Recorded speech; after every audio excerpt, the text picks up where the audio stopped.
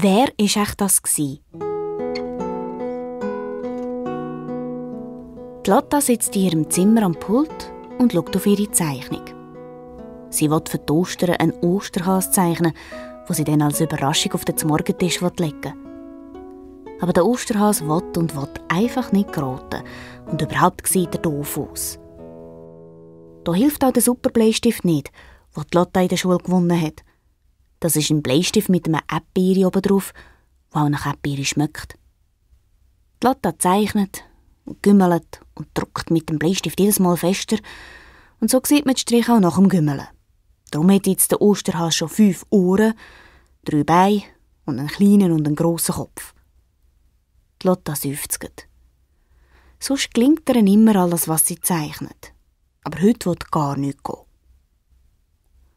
Auf dem Fenstersims sitzt ihre Katze und miaut. Sie will raus. Die Lotta macht das Fenster auf, die Katze kommt raus und läuft die Katzenleiter durch ab in den Garten. Die Lotta schaut ihr an und findet dann, dass sie jetzt auch lieber raus spielen will. Sie packt den Ball und rennt voraus.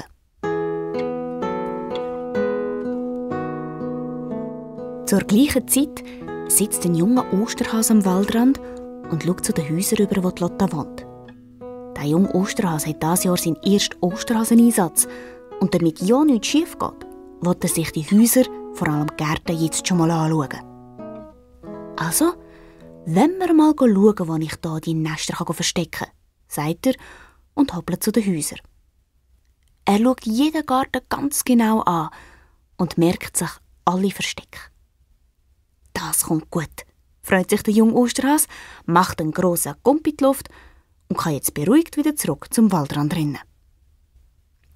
Als er an all diesen Häusern vorbeihoppelt, sieht er bei einem Haus eine komische kleine Leiter zu einem Fenster rauf. Das Fenster ist offen und da packt der junge Osterhas plötzlich den Gewunder. Er schaut nach rechts, nach links, nach vorne, hinten und rauf, aber niemand ist herum.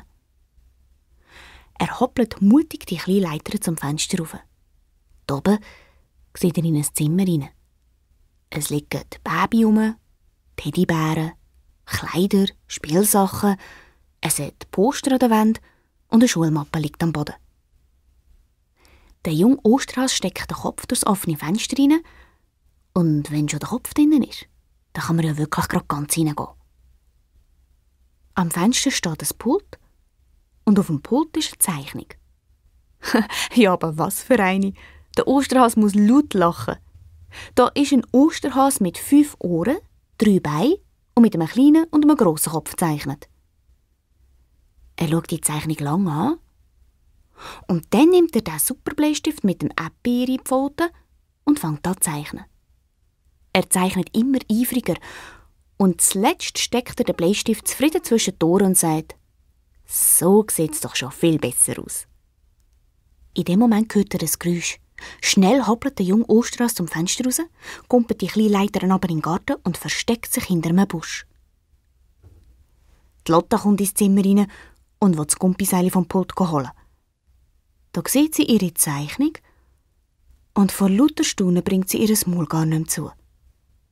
Aus dem Osterhas mit den vielen Ohren, Beinen und Köpfen ist eine ganze Osterhasenfamilie geworden, die auf einer Wiese sitzt. «Wow!» staunet Lotta und schaut in ihrem Zimmer um. Wer war echt das? Die Lotta hat keine Ahnung. Die Mami ist vor dem Haus und mäht den Rasen und der Papi ist noch im Büro. Komisch, denkt Lotta. Sie schaut aus dem Fenster raus und entdeckt im Garten hinter einem Busch einen Has, der mit den Ohren gewackelt. Die Lotta muss lachen. Der Has macht einen Gump und hoppelt davon. Die Lotta schaut ihm nach, bis er verschwunden ist. Dann schaut sie nochmal auf die Zeichnung. Die sieht einfach gut aus. Aber man könnte noch ein bisschen mehr Blumen auf die Wiese zeichnen, findet Lotta. Sie will ihren super Erdbeere-Bleistift nehmen und merkt jetzt, dass er nicht mehr rum ist. Ja, wo ist jetzt der? Die Lotta sucht auf dem Pult. Sie schaut unter das Pult und schaut im ganzen Zimmer rum. Nirgends. Was ist da eigentlich los? Die Lotta kommt überhaupt nicht mehr draus. Am Abend fragt sie Mami und den Papi, ob sie ihren Erdbeere-Bleistift gesehen haben. Von der Zeichnung sagt sie nichts. Aber niemand weiss etwas. Und was soll sie jetzt mit dieser tollen Zeichnung machen? Die kommt an Ostern auf den Morgentisch, beschließt Lotta und legt die Zeichnung schön auf die Seite, dass ihr ja nichts passiert. Die Nacht vor Ostern ist eine strenge Nacht. Nicht für uns Menschen, aber für die Osterhasen. Und unser junger Osterhase macht seine Sache sehr gut. Er kommt schnell vorwärts. Er will auch schnell vorwärts kommen. Er muss nämlich hier noch etwas in die Ordnung bringen.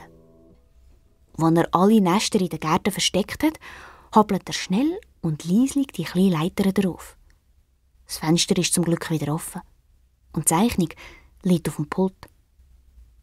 Vorsichtig geht der junge Osterhase ins Zimmer rein, drückt seine Pfoten auf die Zeichnung und geht vorsichtig und leislich wieder raus und die Leitern durchab. «Schöne Ostern!» ruft der junge Osterhase und hoppelt glücklich zum Waldrand zurück. Am nächsten Morgen steht Lotta früh auf. Sie will, bevor alle wach sind, die Zeichnung auf den Morgentisch legen. Und wo sie die Zeichnung nehmen will, glaubt sie zuerst, sie sehe nicht richtig. Auf der Zeichnung hat es unten rechts einen Hasenpfotenabdruck, so wie eine Unterschrift. Plötzlich hat Lotta eine Ahnung. Sie schaut schnell aus dem Fenster zum Busch über. Dort ist kein Hase wie das letzte Mal. Dafür liegt dort etwas anderes unter dem Busch. Die Lotta schleicht leislich aus dem Haus in den Garten und geht schauen, was dort liegt. Was echt? Natürlich. Ein Osternest.